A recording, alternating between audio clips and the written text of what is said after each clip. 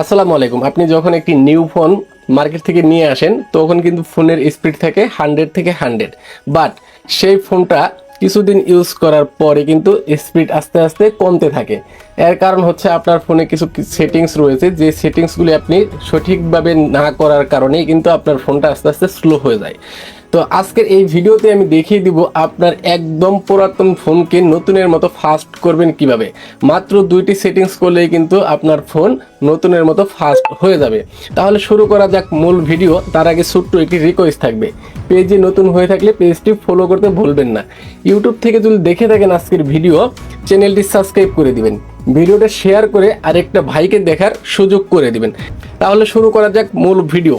এই কাজটি করার জন্য আপনি প্রথমে আপনার ফোনে থাকা প্লে স্টোর ওপেন করে নেবেন। দেখেন এই যে প্লে স্টোর অ্যাপস রয়েছে, এই প্লে স্টোর ওপেন করে নেবেন। ঠিক এরকম একটি ইন্টারফেস আপনার সামনে ওপেন হয়ে যাবে। এখান থেকে আপনি দেখেন এই যে উপর দিকে একটি লোগো রয়েছে, আপনি এই লোগোর উপর একবার ক্লিক করে দিবেন।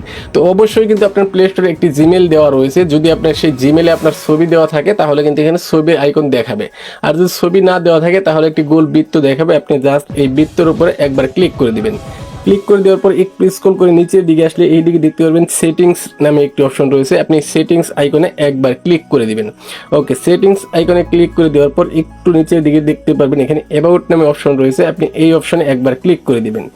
অ্যাবাউট অপশনে ক্লিক করে দেওয়ার পর একটু স্ক্রল করে নিচের দিকে চলে আসলে এইদিকে দেখতে পারবেন এই যে আপডেট প্লে স্টোর, অর্থাৎ আপনার ফোনে কত অ্যাপস ইনস্টল করেন, কত অ্যাপস ডাউনলোড করেন, হ্যাঁ সেই অ্যাপসগুলি কিন্তু আপনার আপডেট দিতে হয়। যেখান থেকে আপনি এত অ্যাপস ইনস্টল করেন, অ্যাপসের কারখানা বললেই চলে গুগল প্লে স্টোর।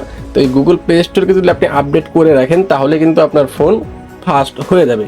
তো তার জন্য আপনি দেখেন যে লার্ন মোর অপশন রয়েছে, এখানে একবার ক্লিক করে দিবেন। এখানে ক্লিক করে দিলে আপনাকে তাদের ওয়েবসাইটে নিয়ে যাবে, বাট আমি এখান থেকে আপডেট করব না, আপনাদেরকে আরও সহজভাবে দেখিয়ে দিচ্ছি। ওকে, আমি এখান থেকে একটু বেরিয়ে আসলাম। বেরিয়ে আসার পর দেখেন এই যে এখানে আমি আবারও আমার প্রোফাইলের লোগোতে একবার ক্লিক করে দেবো। ওকে, ক্লিক করে দিচ্ছি। ক্লিক করে দেওয়ার পর দেখেন এই যে দিকে প্লে প্রোটেক্ট নামে একটি অপশন পেয়ে যাবেন। আপনি এই প্লে প্রোটেক্ট অপশনে একবার ক্লিক করে দিবেন। ওকে, প্লে প্রোটেক্ট অপশনে ক্লিক করে দেওয়ার পর দেখেন এখানে গুরুত্বপূর্ণ একটি সেটিংস পেয়ে যাবেন, স্ক্যান। তো এই স্ক্যান দেখেন এখানে কি বলেছে, এখানে কিন্তু নো হ্যামারফুল অ্যাপস ফান্ড।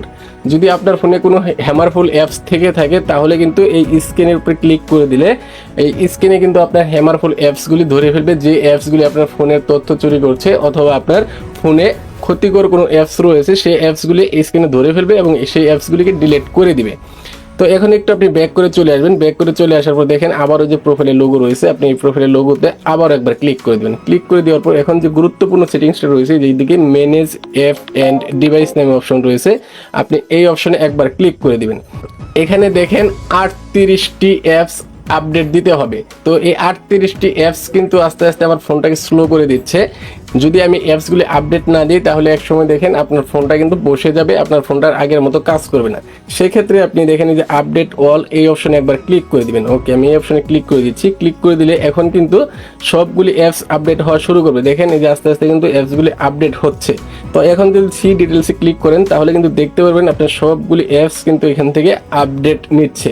অ্যাপসগুলি যখন আপডেট হয়ে যাবে তখনই দেখতে পাবেন আপনার ফোনটা আগের নতুনের মতোই একদম ফাস্ট হয়ে গেছে। সুপ্রিয় দর্শক, এই ছিল আজকের ভিডিও ভালো লাগলে শেয়ার করতে ভুলবেন না। পরবর্তীতে কি বিষয় নিয়ে ভিডিও দেখতে চান কমেন্ট বক্সে জানিয়ে দিন আপনার সুন্দর মতামত। দেখা হবে আবার নতুন কোন এরকম ইন্টারেস্টিং ভিডিও নিয়ে। সেই পর্যন্ত সবাই ভালো থাকবেন, সুস্থ থাকবেন।